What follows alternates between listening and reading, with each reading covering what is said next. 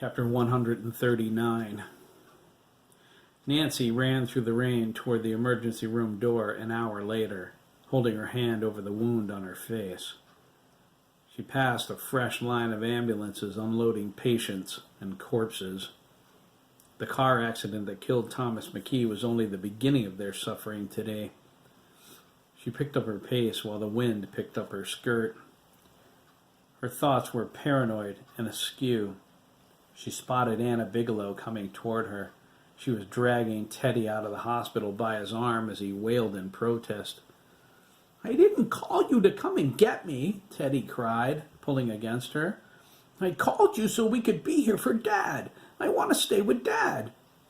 Anna ignored him and dragged him toward the parking lot. Her face was black with anger. Teddy struggled until she finally stopped. She spun around and slapped him across the face. Teddy gasped and held his free hand to his cheek. "I want to know everything that happened with Milliken," Anna snarled, jabbing her finger in his face. "You said something happened to you when you called me.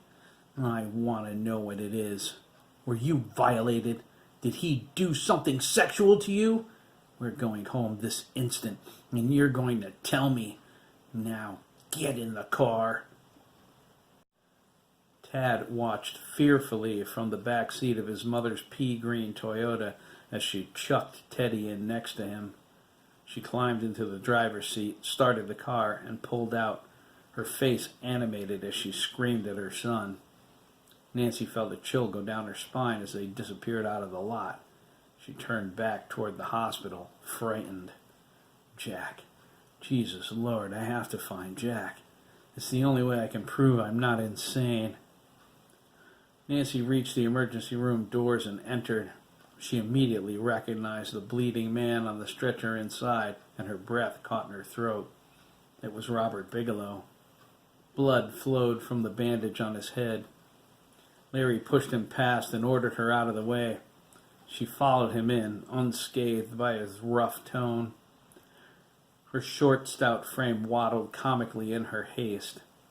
She slowed to a walk when they crossed the threshold into the building. She stopped as the room began to spin. It was a madhouse. Doctors frantically barked orders. Their voices boomed over the din of nervous onlookers and those who were in the waiting room before Lancaster people started to arrive. Nurses, in a forced calm, their faces registering near hysteria, labored quickly to follow the doctor's directions. There was blood everywhere. It was on the floor, the counter, and stained the front of every blue-green hospital gown in sight.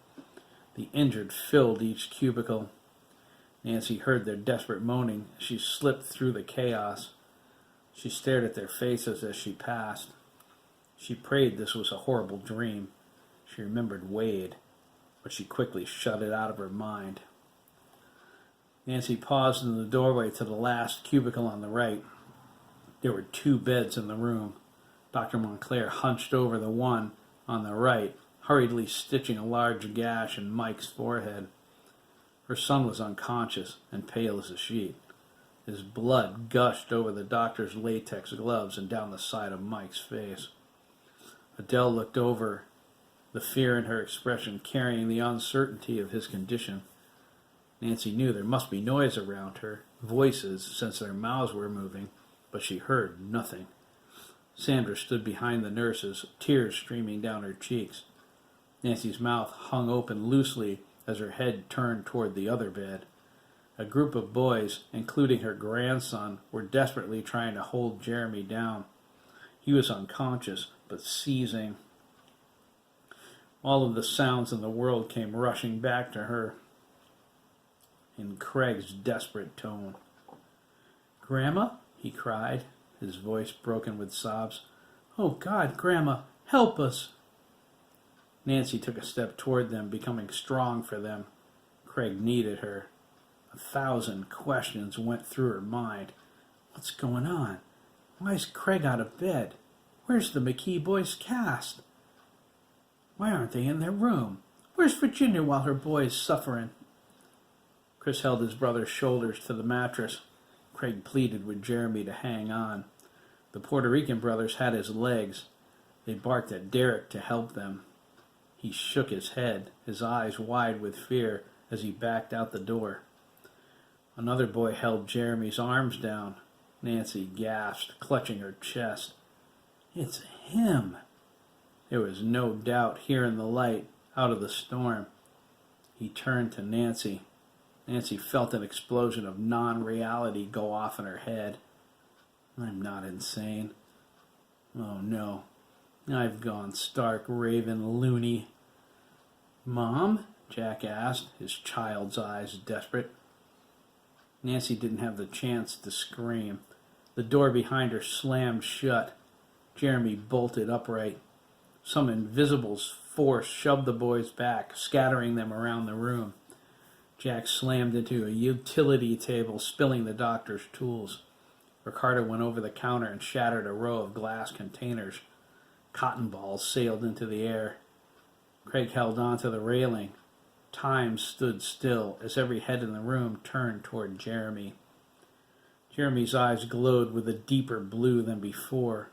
They looked like pools of liquid energy.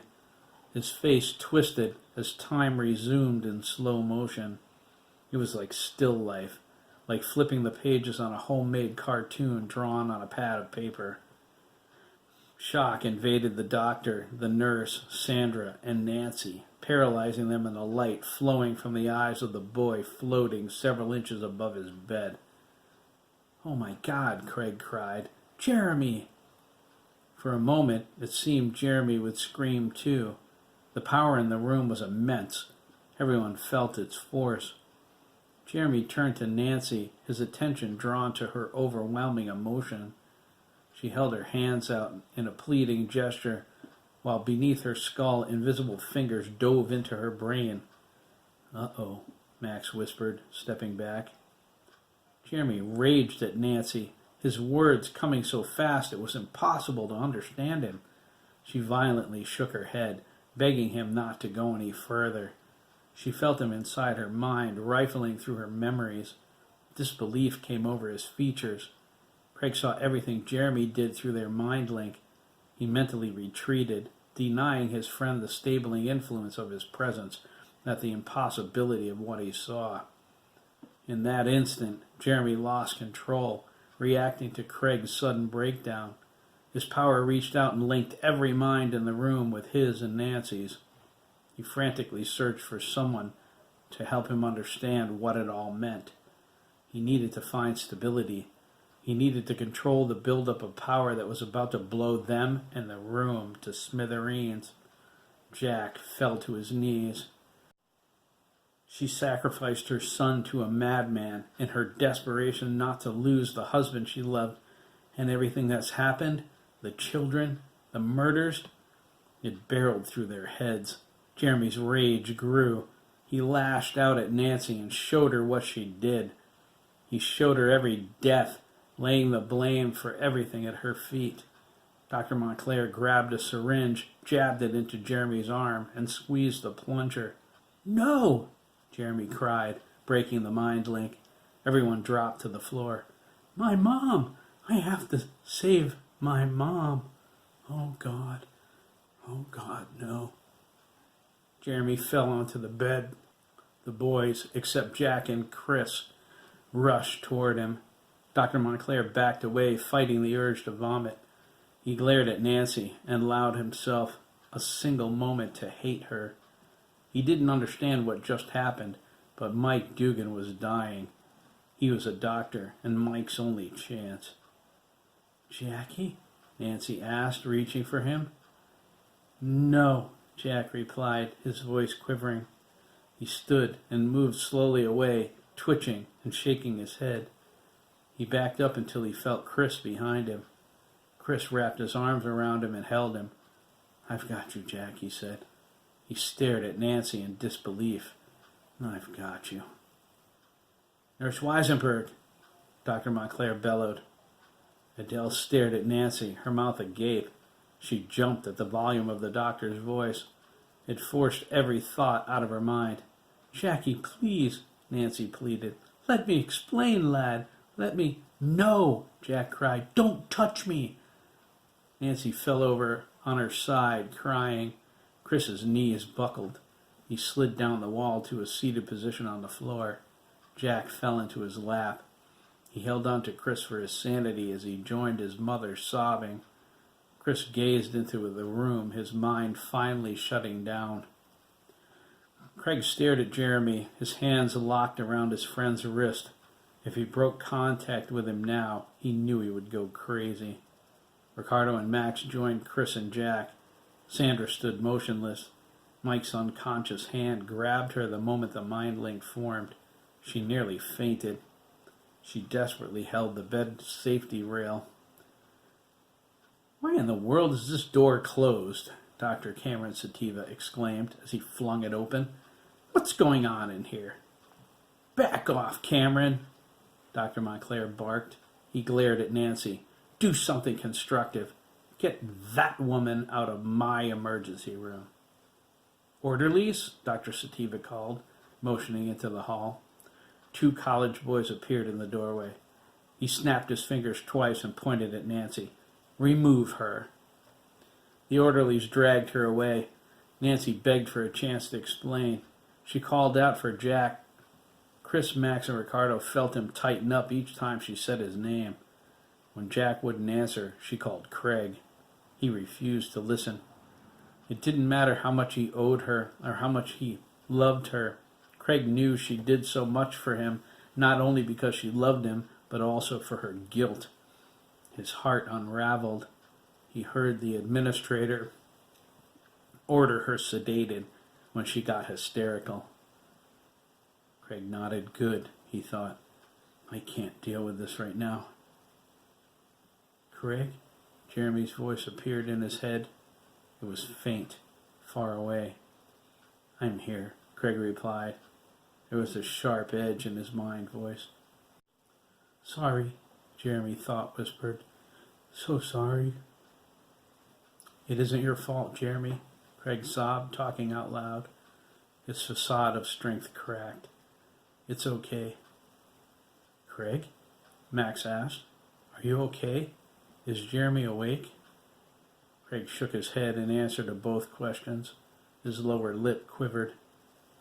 "Dr. Montclair?" Dr. Sativa asked. "Are you almost through here?" "Almost," the doctor replied. "How are the others?" Dr. Sativa sent Robert Bigelow to the ICU. He sustained a severe concussion. Lyle Gibbons was banged up, but treated. Lisa was cut up pretty severely and lost a lot of blood. There was a bite mark on the inside of her leg riddled with infection. He prescribed IV antibiotics. "Thank God," Dr. Sativa commented. "They didn't cut her face as well. She's such a pretty girl." Her father's with her in her room. Officer Kate Pierce also has a concussion, although a mild one. She's admitted overnight for observation. One of the residents set Derek Mellon's wrist. He's getting a cast. We're treating him for shock. Graham Shooter's having his bones set. Surgery is necessary for his face, but he's too weak, just not warranting ICU. He's assigned a room in pediatrics. Dr. Sativa moved in close. He whispered, "Dabney Copeland is the victim of a savage assault. He has some internal hemorrhaging. And I've contacted his father, but he hung up on me. Can you imagine? We may have to take him to surgery, but his father refused to come in or sign any papers. I'll order it myself if it becomes life-threatening." "Agreed," Dr. Montclair nodded, tying off Mike's stitches. "Nurse, have Mr. Dougan taken to X-ray. I want to see the extent of his injuries. Type him and start an IV. He's lost a lot of blood." "Yes, doctor," Adele replied. "He's O positive, and I'm going," Sandra managed to say. Dr. Montclair cut her off. "To bed after the nurses patch you up. And get the McKee and Dougan boys back into a room. I haven't discharged them yet." "Doctor," Adele asked, "what happened up there? The room they were in this afternoon it's... "We'll discuss it when there's time," Dr. Montclair said. "Right now we have patients. Orderly, We need some help in here. Henry? Dr. Sativa asked, sidestepping Adele. The orderlies came in to take Mike away. Another nurse wheeled Sandra down the hall in a wheelchair toward the adult ward. About the McKee woman. Mom? Chris asked, his mind suddenly coming back to life. Oh my God, where's my mom? Stay there, Dr. Montclair commanded, pointing at him. Chris glared at the doctor. I mean it, Mr. McKee, he continued, squatting down. She's in surgery. There was an accident. There's nothing you can do about it right now. Do you understand? Chris opened his mouth to demand the doctor get out of his face and take him to his mother now. Dr. Sativa tapped on Dr. Montclair's shoulder. She's out of surgery, he said. We have her in ICU. Where's that? Chris demanded. Jack stood up. He wiped his face and stuffed his emotions. He helped Chris to stand. Tell me, where's my mother? You can't see her just yet. The hell I can't, Chris hollered, clenching his fist. Jack placed his hand on Chris's chest and stood between them. Please, Chris, he said. He slowly opened the fist and placed his hand in it. We've been through so much already. No more tonight, okay? He's right, Chris, Ricardo said, placing his hand on Chris's shoulder. We need to hold together, man. Don't lose it now, McKee, Max agreed. He lifted Craig up and set him on the foot of Jeremy's bed. He looked him in the eye. Craig shook with every breath. Your mom's okay, isn't she, Doctor? Dr. Montclair nodded. He reached out to Chris. I'll explain it later. Chris pulled away from him. There are no visitors allowed in intensive care, Mr. McKee. I'm sorry.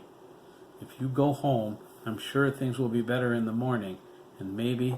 Home? They cried. Are you crazy? Jack asked. We're not going anywhere, got it? Max growled. Lead us to wherever you plan on putting Jeremy and Craig. We'll stay there, but none of us is leaving, and that's the end of that. I'm afraid that isn't possible, young man, Dr. Sativa said. Hospital policy is clear on the matter of guests. Screw your policy, Chris cried. We're not leaving. I could have security remove you, and I could kick your ass, Max exclaimed. Enough, Dr. Montclair yelled, sticking out his chest. I'll not have any of that here. Stay if you must, but do not disturb the other patients. Henry? No, Cameron, he said. It's not worth fighting over. Let's get them up to pediatrics and stop screwing around. Once we're through, there's a mountain of paperwork to fill out. I'll tell Mom, Ricardo offered. Max nodded, pointing toward the waiting room. Tell her we need clothes. All of us. Dr. Montclair took a moment and examined everyone. He wanted to ensure they were uninjured and not just being tough guys. He moved Jeremy's bed with the help of Craig and Max into the hall toward the elevators. Ricardo returned with Keith and J.T., who refused to call their mother. They talked one of the officers into doing it for them. They reached the elevator in time to climb in. I told Mama to stay home, Ricardo nodded. I promised to call if anything changed. Dad's bringing the clothes back. The elevator went up quickly. The doors opened on the pediatrics floor. Chris moaned at the dancing clowns lining the hallway walls. God, I hate those things. I don't know, Chris, Jack shrugged. I kind of like them. The boys looked down at him. Most of the younger kids do, Dr. Montclair offered, coming to Jack's rescue. Jack whispered, yeah, us younger kids. Oh, please, Max sighed. Will you give me a break, old man? Dr. Montclair made a mental note of that odd statement as they pushed the bed out into the hall, but he said nothing. He was more concerned with what he saw downstairs in the emergency room. He was intrigued the boys weren't even mentioning it. That was strange. They weren't surprised at the ease in which their friend violated Nancy Dougan's most intimate memories, barraged them with visions of things that should have remained forever unknown. He looked at Jack. It was odd a woman her age, with a son so young. He bore an uncanny resemblance to Craig's father, the drunkard who caused the scene mere hours ago. Jeremy's arm caught his attention. An icy chill ran down his spine. He grabbed it and scrutinized it. There was no visible evidence it was ever broken or stitched. Something was going on here. Psychokinesis. Dr. Montclair never believed in such things. The boy had power, though. He saw it. He was sure Jeremy was behind the destruction of the room, too. Not a freak lightning bolt, as they initially thought. But why would he injure his mother? There's a boy in the room named McKee Downing, Dr. Montclair said. He was wandering the hospital and got caught in the incident up here. He's asleep now. Please don't wake him. His grandmother is very concerned. She's bringing the boy's parents. Mickey? Craig asked. The kid from the carnival? He remembered Esmeralda's words with absolute clarity. Your father won't beat you for much longer. You have an important part to play in this little drama. You have to be strong. Can you remember that? You must be. Jeremy needs your strength. Craig patted Jeremy's shoulder and glanced at his father. I guess she was right. Man, who is she? We won't, Chris replied. He glanced into the destroyed room as they passed. He shook his head. Did Jeremy do that? Oh, God, what's happening? Chris? Jack asked, tugging at his shirt. I'm okay, Jack, he said. What about you? Jack shook his head. It took all of his strength to hold back his tears. He didn't want to cry in front of the doctor, but he knew he would. His new lease on life ached with the pain of a broken heart. Max went into the room first. He backed through the door leading the bed. Craig let go of Jeremy's hand to let them pass, but quickly retook it and followed them to the empty spot by the window. It was a 3-person room. Craig saw it was Mickey from the carnival. Dr. Montclair motioned to Craig in a gesture that said, get in the empty bed. He shook his head, refusing to leave Jeremy's side. Jeremy softly spoke to him. Craig nodded as he mentally answered. Dr. Montclair took note of this action, too. He suddenly remembered the 2 boys screaming as Jeremy's arm was set. Both of them fainted as if they both felt the pain.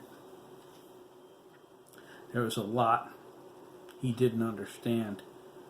He requested Chris get his brother into a hospital gown.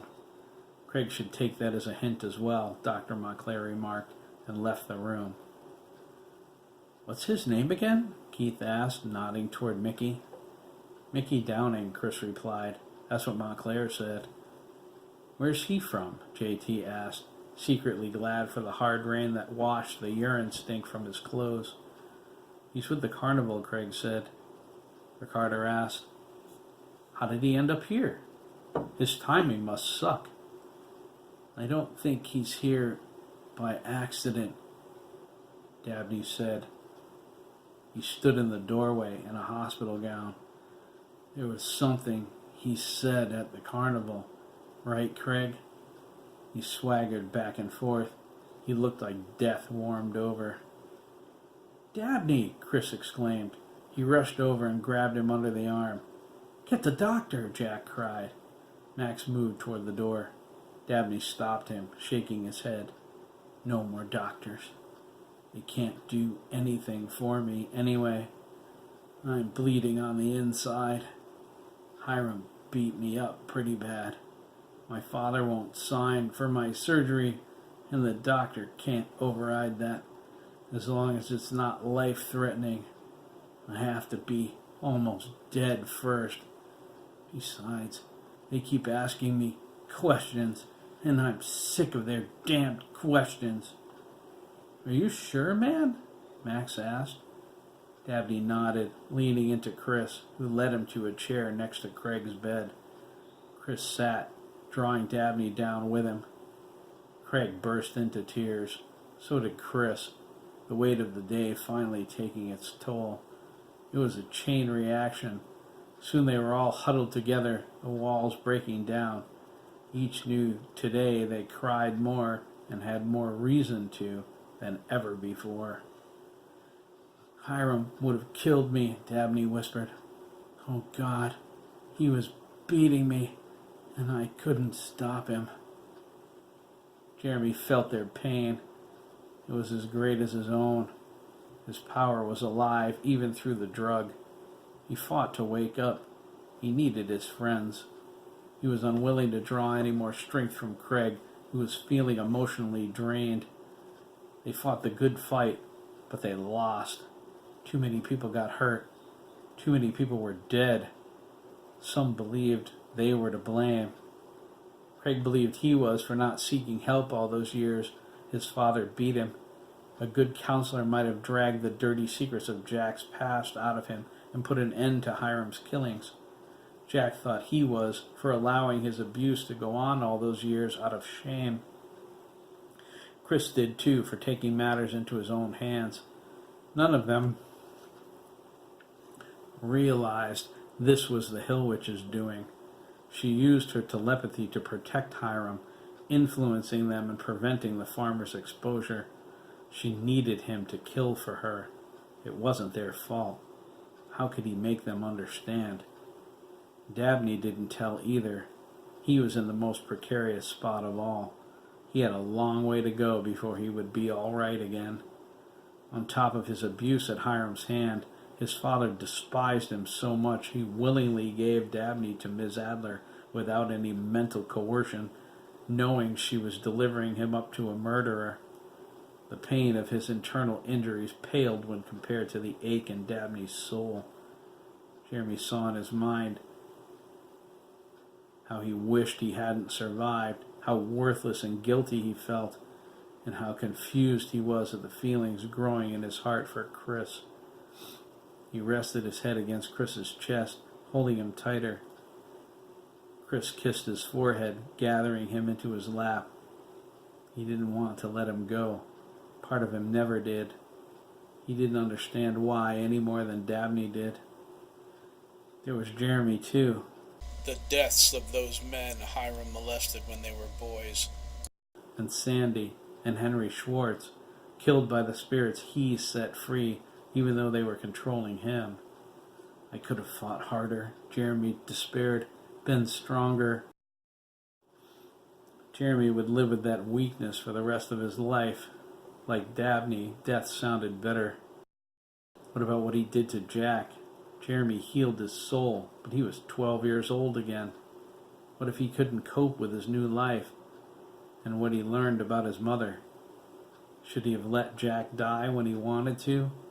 The point was moot. There was no going back now. Jeremy didn't have the power to reverse it. And the zombies? It was why he was so weak. They used him to animate their dead flesh, drawing strength from him until the Hill Witch severed their link. They used him, and he couldn't stop them. What about Gunter Bremen, the author of this tragedy? He was gone. Hiram was inside Margaret's body with him now. Jeremy reached out with his power, trying to find them. It saddened and infuriated him. He felt helpless. He had to find them. He had to stop them. We will, Jeremy, Craig sniffled, wiping his eyes with the back of his hand. I swear to God we will. Will what? Chris asked, drying his eyes on Dabney's hospital gown. Find Miss Adler, Jeremy groaned, sitting up. Jeremy, they cried, coming to his bedside. You're awake, Chris added. Dabney looked at him, but remained where he was. Yeah, Jeremy yawned, shaking his head, but it took me a while. Whatever Dr. Montclair gave me was some strong stuff. My body seems to heal automatically, just not instantly, unless I help it along, like I did with my arm. I wish I thought of that earlier. There's too much I don't know. He lowered his gaze. God, guys, I've never been so scared in my life. Jeremy looked at Dabney, and his face filled with sadness. He motioned for him to come over. He's hurt, Chris said. In more ways than one, Jeremy softly said. He put his hand on Dabney's chest. Hold on, okay? I'll take care of the pain. I'll take care of everything. You know, don't you? Dabney sadly asked.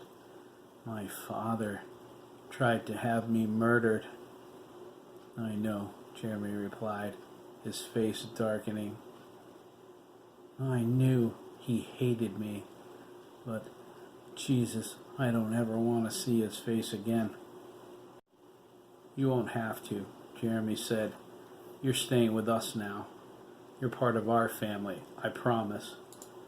Now, hush. I can help you. You? How can you? Holy Mother, McKee? Dabney gasped. The boys stood back fearfully as Jeremy's eyes began to glow. The deep midnight blue light flowed through his hand into Dabney's body.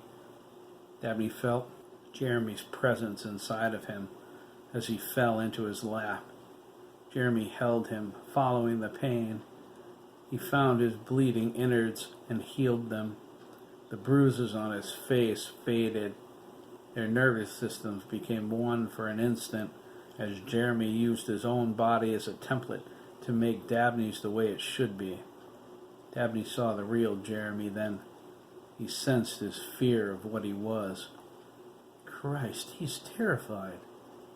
Jeremy struggled to maintain control of what he barely understood. Dabney found Craig in there too, Jeremy's anchor to sanity. He knew they were two sides of the same coin now, the power and the restraint, each needing the other so desperately. Dabney longed to be loved that way. Jeremy linked him with them and loved him precisely the way he wanted. He gave Chris and Dabney a glimpse of what was growing within them. Dabney rested his head on Jeremy's chest and looked at Chris. Chris took his hand and nodded. Afraid? He asked. No, Dabney replied. You? Never, Chris said. Craig said, I'm here too, Dabney. The light dimmed, and it was over. Better? Jeremy asked into his mind. Dabney nodded, not wanting to move. Good, Jeremy continued. Then listen to me carefully, Dabs. Don't even think about killing yourself, man, you hear? There's been enough death. So many people will miss you, like me. I need you, man. You need me? Dabney asked. Jeremy said, you're one of the strongest people I know. This isn't over. More people are going to die if we don't stop Miss Adler and the farmer. You know what we have to do. I'm the chaos, Dabney nodded, remembering Esmeralda's words. Dude, that was awesome, JT exclaimed. No kidding, Keith agreed. Is he better now? Chris asked, patting Dabney on the shoulder as he stood. Good as new, Craig said. Jeremy touched his face. God, Dougan, he said, looking at the tear-smudged dirt and dried blood lining his best friend's cheeks. Don't you ever wash? Oh, no, that's funny, Craig replied. Like I've had time. Excuse me, Miss Adler, don't rip my mind apart for a second. I need to shower so I won't be stinky. The boys nervously laughed. Jeremy, Chris asked, can you heal the others? Can you heal Mom? I think so, Jeremy said with a pang of guilt. It's my fault she's like that. That's bull, Jack interrupted. If you're going to blame somebody, blame me. Look, you guys, Dabney said, holding his hand up. There's only one person to blame, and it's Gunter Bremen. You know? Jeremy asked. Dabney nodded. You're right. Bremen did all of this. We're the ones who have to do something about it. You sound like you have an idea, man, Max said. God, I'd like to kill that witch. I would too, Jeremy agreed. But there are people in danger of dying right here, Max. They have to come first. I know, amigo, Max whispered. I'm just afraid of waiting. We all are, Chris agreed. Man, Jeremy, we're not even sure what's happened to you. Trust me, bro, Jeremy pleaded. You'll know everything. I promise. It won't be much longer. Are you ready? Craig asked. I'm ready, Jeremy nodded. He looked at his friends. If I asked you to, would you guys help me? Jeremy looked at them one by one. He waited for each of them to nod. At the same time, his mind touched Graham in the room down the hall. He brought him into the link he formed. He was unconscious, but still feeling his pain. He reached out for Derek, too, but pulled back. No, he's too filled with rage. He's lost the most. Max asked what they needed to do. Jeremy frowned. My mom is in ICU, he said, his eyes glowing brightly. When I scanned her from the emergency room, it was like she was fading, slipping through my fingers. Chris gasped. Jeremy grabbed his arm. We'll help her, Chris, I promise. But I need your strength. Bremen was right about one thing. I have his knowledge of the power, but not his experience. Mom's in there somewhere. I need you to come with me into her mind and help me find her before she's gone completely. Chris felt something that vaguely resembled an electric shock. Jeremy's midnight blue light passed through his body and branched into everyone else. Their minds went blank in a flash of blue brilliance. As Jeremy amped up his power, they felt him tugging at their spirits. The hospital room vanished. Their vision blurred and went black. When their sight returned, they were flying down a long tunnel. They collectively gasped as they zipped through it, following behind Jeremy. They reached the end, falling out of the tunnel's mouth into an angry gray sky. Jeremy lowered them carefully to the ground. They looked around, stunned to find themselves in the middle of a vast desert wasteland. The ground was dry and cracked. The hot wind whipped around them in a sandstorm. Jeremy struggled to keep from being blown over. The sky went black. Steel blue clouds shot over the horizon. Silent heat lightning flashed above them. They joined hands, feeling as though they were in a dream. It was the most real dream any of them ever experienced. Craig pointed at something. They fought their way through the storm, shielding their eyes, struggling to reach the only sign of refuge within sight. It was a mahogany brown door with a brilliant gold handle hanging in midair. Jeremy and Chris stood before it. They looked at the door and then at each other with recognition on their faces. I know that door, Chris yelled, hoping Jeremy could hear him over the wind. So do I, Jeremy agreed. It's from Mom's bedroom. Well, open it for God's sake, Max cried, shielding his eyes from the sand. We're getting blasted back here. It took both of them to turn the knob and all of them to push the door open. A rush of air blew them through the doorway into the grand circular hall. There were colossal marble pillars around the perimeter, stretching up 25 feet to a solid gold-domed ceiling, ornately carved with a lattice of grapevines. The vines became real at the edges of the dome and wound down along the pure white columns to the floor. The floor had an outer circle of black marble, which spiraled into bright green, then yellow, and then turned black again. The doors slammed shut. Max helped his brother up. Chris helped Dabney, who looked down, blushing. He was nude. They all were. Craig smirked. He wasn't the only one begging for puberty anymore. Jack, Keith, and Graham were right there with him. He told them that clothes were optional inside someone's mind. Keith helped Graham stand. He walked over to Jeremy and shook his hand. Nice to meet you, Graham nodded. His face drew back in surprise. Hey, I can hear. You can do anything you want in here, Graham, Jeremy said. You saved my life. I won't forget that. I'm hurt pretty bad, Graham signed out of habit. My mom's probably scared to death. I scanned your body, Jeremy said. You won't die. After we save my mom, you're next to heal. I'm going to take care of everybody. I hope you don't mind that I brought you here. I couldn't leave you with all that pain." Graham nodded. He was glad to see he made the right choice, helping no matter how much it hurt him. "This is better than getting stoned, man," JT cried. Jeremy rolled his eyes. "Wow," Ricardo exclaimed, spinning around with his arms out. "Will you look at this place?" Jeremy frowned at their amazement as the others crooned. He wondered why everyone else had such beautiful mindscapes when his was so plain, so empty. Was that who he was? A plain and empty person? Superficial? "No, man," Craig said, hearing his thoughts.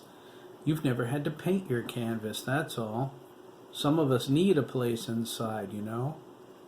For you, when you're lonely, you watch Star Trek, you read comics. Your world is on the outside." "I guess you're right," Jeremy shrugged. "I like your place the best." "I don't know," Craig replied. "This place is fantastic." Jack nudged Chris and pointed to a long red carpet that led to a set of double doors. There were gleaming life-size silver statues on either side of the doorway. Everyone walked toward them curiously. Craig and Ricardo laughed.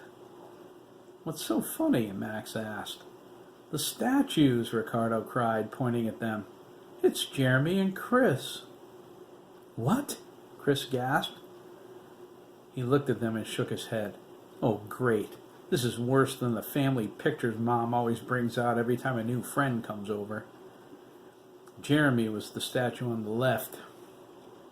He was standing tall, a knight in shining armor, his right hand over his brow, searching for something, for someone.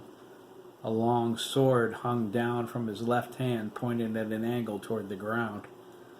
The loyal knight, Jeremy thought, searching for his wandering king. He felt a pang of loss. Craig put his arm around him. Chris's statue was Robin Hood. His bow was drawn back, ready to steal from the rich to give to the poor. It was flattering, Jeremy supposed, but he could tell his brother was unhappy with the tights his statue wore. He knew that without having to read his thoughts. "It's not that bad," Max said to Chris. Chris put his hands on his hips. "Oh, sure. Jeremy's a knight in shining armor, and I'm Robin Hood, men in tights." "You could have been in a skirt, homo." Jeremy smiled. "Homo?" Jack asked. He looked up at Chris, who just sighed. "He's gay, Dad," Craig said. "You're gay?" Jack whispered, as the others moved closer to the statues. "What if he isn't alone?" Dabney asked. "Is that a problem?" "No!" Jack exclaimed. He whispered, "I think it's great you guys have the guts to admit it." "I haven't admitted anything," Dabney corrected. His eyes met Chris's. He flashed a shy grin. "Yet." They held hands. Everyone looked at them. No one said a word. Chris whispered, "Geez, Dabs, what's happening here?" "I have no idea," Dabney whispered back. He squeezed Chris's hand. "But I like it." "Me too," Chris said. He smiled. The door on the left opened slightly. A short, bald man slipped through before quickly closing it behind him. He wore a butler's outfit, neatly pressed, and a pair of sparkling white gloves. The boys heard a symphony of strings and brass playing. It was beautiful. It invited them to dance. The butler stopped in the middle of the boys, crossed his arms, and shook his head. "This will simply not do," he said arrogantly. "This is a formal occasion. You cannot come in like that. You must put some clothes on." "Who says cue ball?" Jack asked. "Why, the lady of the manor, Master Jack," the butler replied. "Mom?" Chris asked. "She's here?" "Of course, Master Christopher," he said. He looked at Chris as if he should know that already. "Where else would she be?" "How do you know my brother's name?" Jeremy asked, touching the man's black sleeve. It felt icy cold. Jeremy pulled back, surprised. "Come now, Jeremy," he smiled. "I've known you boys all of your lives. Now, you must get dressed. As I said, this is a formal occasion, black tie and all that. As soon as you're ready, I will announce you." The butler turned and reached for the door handle. Chris stopped him. "Wait! Who are you?" "Come now, Master Christopher," the butler sighed. "Time is short. The Lady Virginia has an appointment with the light." "The light?" Craig asked, panic in his voice. "Does he mean what I think he means?" "I'm not sure," Jeremy replied. "Let's just get dressed and get in there." In a flash, Jeremy and Craig appeared in black tuxedos. The other guys stared at them with anxious expressions. Jeremy smiled. "It's easy. Just concentrate." "That's easy for you to say," Max said. "You're the main mind man around here." "No, Max," Craig said, changing his outfit 3 times in succession before returning to his tuxedo. "See? There's nothing to it. Just picture yourself dressed, that's all. You can do anything in here." They did as instructed. Ricardo and Max appeared in powder blue tuxes. Jack was in one a shade of green like his eyes. Dabney chose navy. JT selected new denim jeans with a white shirt and a thin silk tie. Graham appeared in a white tux with a red bow tie. Keith wore a purple suit and tie with a black top hat. Chris's tux was black leather. His coat was down to his knees and open in the front. His cummerbund was a bright, brilliant yellow. The butler scowled as the boys praised themselves, but nodded his approval. He turned and flung the doors open. When he did, they inhaled sharply. Beyond the double doors was a grand ballroom twice the size of the room they were in, filled with people oddly familiar to Jeremy and Chris. They were people from their mother's past, people they saw in photo albums. They danced in curt synchronization to the orchestra on the balcony. It was as if they were transported in time back to the 1700s. A 10-foot banquet table sat beneath the balcony. It was covered with food and golden flasks filled with a sweet-smelling wine that made their mouths water. The butler rang a small silver bell hanging next to the door. The orchestra stopped playing. All eyes turned toward him. The butler cleared his throat and announced, "Ladies and gentlemen, Master Christopher and Jeremy, their associates Craig, Masters Max, Ricardo, Dabney, Graham, Keith, Jared, and Jack." "Jared?" Jack whispered to JT. "Eat me," JT snorted. The room erupted in cheers and applause. The boys looked at each other and shrugged. The crowd on the dance floor opened so a woman with a giant powdered wig and flowing blue gown could get through.